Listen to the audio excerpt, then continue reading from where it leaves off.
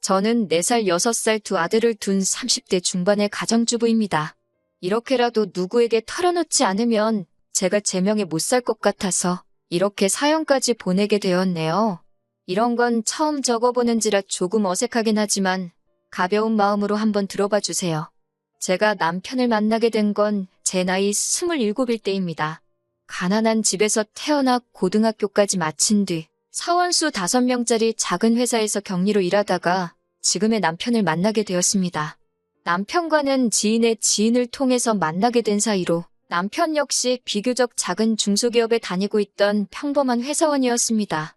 남편은 남자다운 성격의 친구들을 좋아하는 사람이었어요. 무엇보다 당시에 저는 결혼할 나이가 되었다는 것 말고는 정말 어디 아무것도 가진 게 없었음에도 불구하고 남편이 그런 조건들은 따지지 않고 딱 저라는 사람 하나만 보고 결혼 뒤에도 조건을 따지지 않아서 고마운 마음까지 들더라고요. 결혼 당시 시어머니는 이미 돌아가셨고 건강에 안 좋으신 시아버지와 이미 결혼한 남편보다 5살 많은 신우가 한 명 있었습니다. 남편은 저에게 결혼해도 시아버지는 신우가 모실 거니까 걱정할 필요 없다면서 그냥 맨몸으로 와도 된다며 결혼하자고 하더라고요. 저는 순진하게 그 말을 믿었기에 남편만 믿고 결혼식을 올렸고요. 남편과 결혼을 하고 대충 반년 동안은 걱정거리 없이 행복하게 지냈습니다. 남편이 벌어다주는 월급으로 살림을 하는 게 이렇게 행복한 일인가 싶었어요. 하지만 얼마 뒤 남편은 돌연 이렇게 회사 생활만 해서는 부자가 될 수 없다며 자신만의 사업을 해야겠다고 하더라고요. 제가 갑자기 무슨 사업을 하려고 하냐니까 그런 건 차차 생각해 볼 거라면서 걱정할 거 없다고 하더라고요.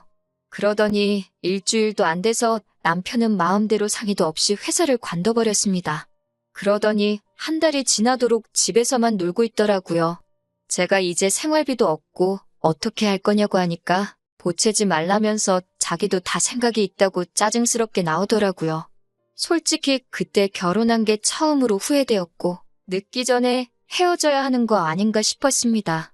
하지만 이런 상황을 제가 친정어머니한테 털어놓았지만 친정어머니는 오히려 저더러 이혼녀 딱지 붙이고 어떻게 살 거냐고 그러면서 그냥 꼭 참고 나 죽었어 하고 있으라더군요.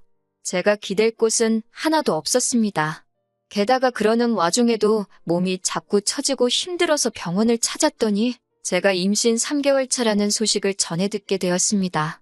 그러니 이제는 어떻게든 남편이 마음을 고쳐먹고 돈을 벌어오게 하고 가정을 지켜야겠다는 생각이 들었습니다.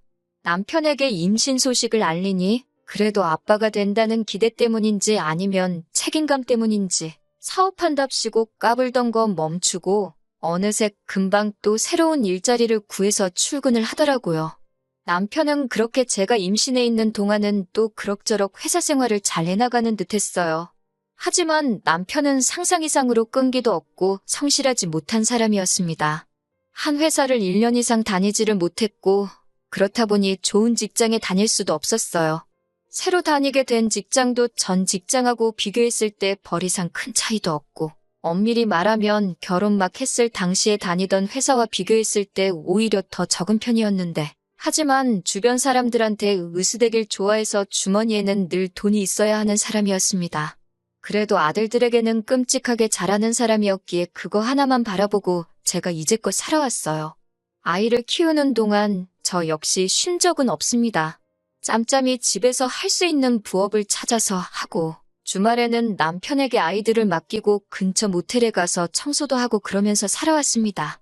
다들 대학 졸업장 하나는 있는 이 사회에서 상고 졸업장밖에 없고 아이까지 달려있으니 갈 수 있는 곳이 없었거든요.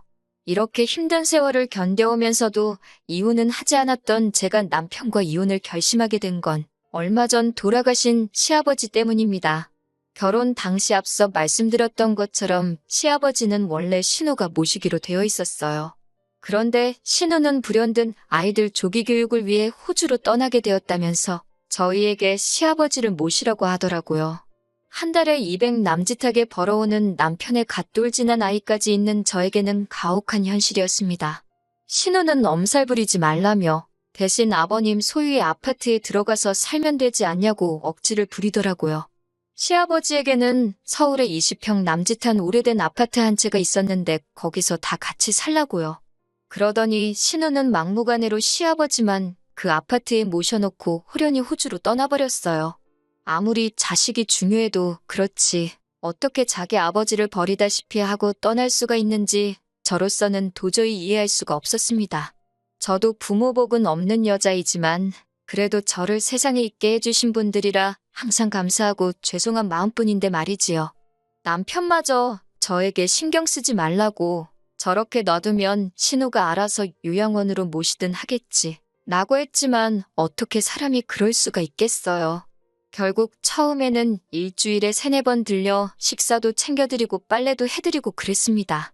하지만 하루가 다르게 안 좋아하시는 시아버지를 보고 있으니 제 마음이 괴로워서 안 되겠더라고요. 하루는 제가 시아버지께 그냥 저희랑 같이 사실래요? 아버님 하고 여쭈니 시아버지가 어린 아이처럼 눈물을 보이시며 그래도 되겠냐며 미안하다고 그러시더군요. 저는 신우에게 연락을 하여 이러한 연유로 내가 시아버지를 모시고 살기로 했다고 하니 잘 생각했다며 며느리도 자식인데 자식돌이는 해야 하지 않겠냐고 하더군요. 그러면서 자기도 먹고 살기가 빠듯하니까 한 달에 20만 원 정도를 보내줄 테니 그걸로 반찬값이라도 보태 쓰라고 하더군요. 솔직히 돈 때문에 시아버지를 모시는 건 아니지만 고작 20만 원 받으면서 신우에게 간섭받게 되는 건 정말 싫더라고요. 저는 그런 돈은 안 보내셔도 되니까 시아버지께 연락이나 자주 드리라고 했어요. 아무리 제가 잘해드려도 며느리가 딸보단 나을 수는 없을 테니까요. 그렇게 시아버지를 5년 넘게 모셨습니다. 사실 저는 친정부모님의 사랑을 많이 받고 자라지는 못했습니다. 친정어머니는 제가 초등학생 때 친정아버지와 재혼을 하신 분이었기 때문에 정확히는 저의 친어머니는 아니시거든요. 저를 미워하지도 구박하지도 않으셨지만 그렇다고 저를 자식으로 사랑해 주시지도 않으셨습니다. 저와 친정어머니의 사이에서 친정아버지는 아무런 역할도 해주지 않으셨고요. 하지만 시아버지는 저에게 참 다정하신 분이셨습니다. 신우가 시아버지에게 이따금씩 용돈을 보내면 아버님은 그걸 몰래 꼭 가지고 계시다가 저에게 얼마 찔러 넣어주시며 티셔츠라도 사 입어라, 커피라도 사 마셔라 하면서 주셨어요. 이따금씩 저에게 앉아서 좀 쉬라며 대신 설거지를 해주시도 하셨습니다. 친구분들과 약주라도 하고 오시는 날이면 꼭 우리 며느리 먹으라며 간식거리를 사들고 오시는 분이셨어요. 그러는 동안 남편은 직장이 4번도 넘게 바뀌었고 적은 금액이었지만 사기를 당하기도 했습니다. 솔직히 아이와 시아버지만 아니었다면 당장이라도 이 집구석을 나가고 싶다 생각한 게 하루 이틀이 아니었네요. 그러다 작년에 저는 충격적인 사실을 알게 되었습니다. 남편이 사업을 한답시고 주변 사람들한테 저 몰래 돈을 빌리고 다녔더라고요. 그리고 그 돈은 이미 유흥비로 다 탕진해버린 상황이었습니다. 하지만 그게 전부였다면 그래도 전 참고 살았을지도 모릅니다. 최악의 남편일지라도 아이들에게서 아버지를 빼앗고 싶지는 않았으니깐요. 하지만 남편은 저 몰래 제가 아이들의 교육을 위해 모아둔 돈까지 이미 손을 댔더군요. 그 사실을 알게 된 순간 저는 더 이상 남편을 믿을 수도 의지할 수도 없었습니다. 아이들에게도 이런 아버지는 차라리 없는 게 나을지도 모른다는 생각이 들었고요. 하지만 헤어지면 애들은 어떻게 키우나 싶어서 이혼을 결심하기가 너무나 힘들었습니다. 그렇게 며칠의 시간이 흘렀을 무렵 시아버지가 저에게 하실 말씀이 있다고 하셨어요. 제가 무슨 일이냐 여쭈니 그동안 못난 남편의 못된 신우 때문에 고생이 많았지 라며 저에게 위로를 해주셨습니다. 평소에도 늘 저에게 고맙다, 사랑한다 말씀해 주시던 시아버지셨지만 또 그렇게 위로를 해주시니 눈물이 왈칵 쏟아지더군요. 저는 아니라고, 괜찮다고, 그런 말씀 마시라고 했지만 시아버지는 별 볼 일 없는 집에 시집와서 고생만 한다며 저에게 몇 번을 미안하다고 하셨습니다. 그러더니 당신이 저한테 참 많이 의지하셨다면서 저에게 이 집을 주고 싶다고 하셨습니다. 낡은 아파트지만 그래도 저만 괜찮다면 주고 싶으시다고요. 솔직히 순간 많은 생각이 들었습니다. 아무리 그래도 시아버지의 하나뿐인 재산인데 그걸 제가 받는 게 맞는 건지 동시에 그거라도 받아야 애들을 위해 좋지 않을까 그런 생각이요. 시아버지는 마치 제 마음을 읽기라도 하신 듯 이거 받고 우리 아들하고 헤어지라 하셨어요. 이 아파트 하나 있으면 그래도 혼자 애들 키우고 살만할 거라고요. 저는 시아버지께 정말 죄송하지만 그런 감사한 마음으로 받겠다 하고 그렇게 시아버지는 아파트 명의를 제 이름으로 바꿔주셨습니다. 물론 남편이랑 신우는 이 사실을 꿈에도 몰랐을 겁니다. 그리고 얼마 전 시아버지가 간암으로 돌아가셨습니다. 평소에도 지병이 있으심에도 불구하고 약주를 즐기셨거든요. 돌아가시기 며칠 전 병원에서 아무도 없을 때 시아버지가 저에게 말씀하시더군요. 당신이 간암인 걸 아셨을 때는 이미 손쓰기 어려운 상황이었고 저에게 꼭 뭐라도 해주고 싶으셨다고요. 그러면서 당신 돌아가실 때까지 며느리로 있어줘서 고맙다 하시며 이제 자유롭게 살라고 하셨습니다. 저는 시아버지 손을 잡고 정말 펑펑 울었습니다. 그게 시아버지와 마지막 추억이 될 줄은 정말 몰랐네요. 시아버지가 위독하시다고 몇 번의 연락을 해도 꼼짝도 안 하던 시아버지가 돌아가신 후에야 한국에 왔더군요. 호주에서 스시집을 하는 신우는 가게를 비울 수가 없었다며 시아버지도 다 이해하실 거라 했습니다. 그러면서 누가 묻지도 않았는데 자기는 딸로서 할 만큼 했다면서 이제 슬슬 재산 정리를 하자고 하더군요.